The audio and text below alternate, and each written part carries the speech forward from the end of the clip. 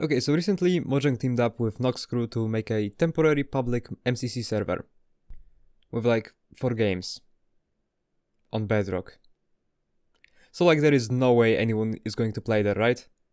I mean, no one wants to put up with Bugrock. Am I right? Wait a minute. You can get a cape there? Alright, move it people, we have gaming to do! Alright, I can already hear some people say, "You're late. The event happened ages ago. You can't get the cape anymore." Yeah? What? You thought I was making a tutorial on how to get the cape? No. I am here to flex.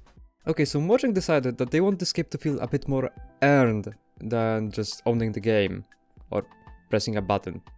So they decided to give you some challenges. 15 to be precise. But honestly, only one could be called a challenge, and even that's generous. The rest were more like random chores. I mean, 4 of them are literally just completing a specific game. There is no challenge in that. And the other 10 were mostly just an inconvenience, as you could only do one at a time. Now the last challenge was just a middle finger to all the people that wanted to come in day 1 and get the cape. As this was actually 7 challenges in a trench coat, and there was only 1 challenge revealed per day, so you had to wait a full week to complete it. For the most part this was okay, but some of these could give you a little trouble. If you're stupid and didn't talk to this NPC that explains what the paintings mean. I mean me. I didn't talk to the NPC and had to look up a walkthrough. But I mean, come on!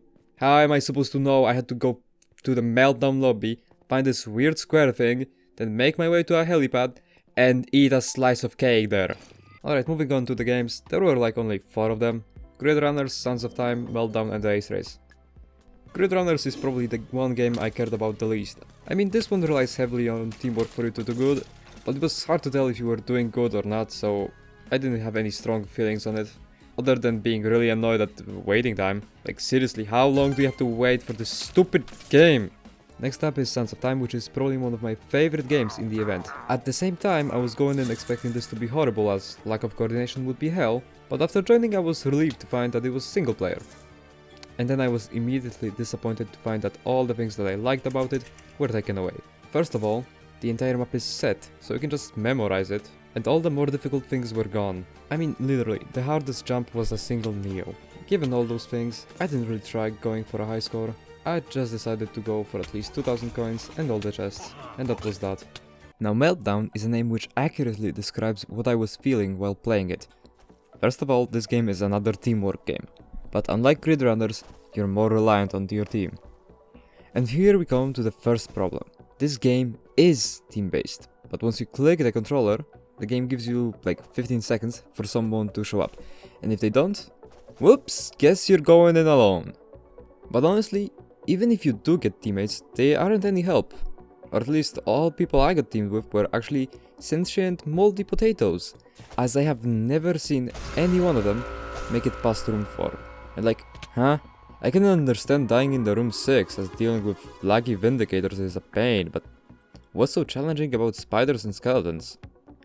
And as an honorable mention, I want to talk about Finals room confusing design, which actually killed 2 out of my 3 successful runs. Alright, and now for the final game, we have Ace Race.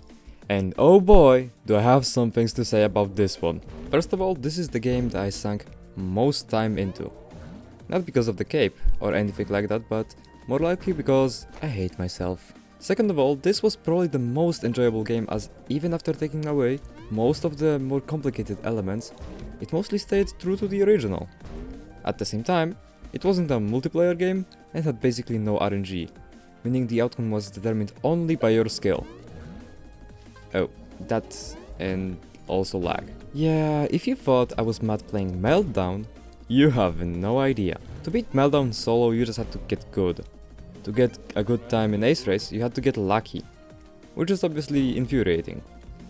I have no idea how many runs I lost because some pad decided it didn't want to work at that moment. And sure, it might not even be that bad if all you care about are the challenges for the cape. But if like me, you wanted to see just how good can you do, this was a nightmare. But in the end, I got a pretty decent run that I was happy with, and that was that. All in all, this event had some major flaws, but at the end of the day, it doesn't matter. What matters is, we had a chance to play some cool games, and we had fun. Now, who am I kidding? The only thing that matters is the cape, and since most of my friends couldn't be bothered to complete the challenges, I can now flex on them!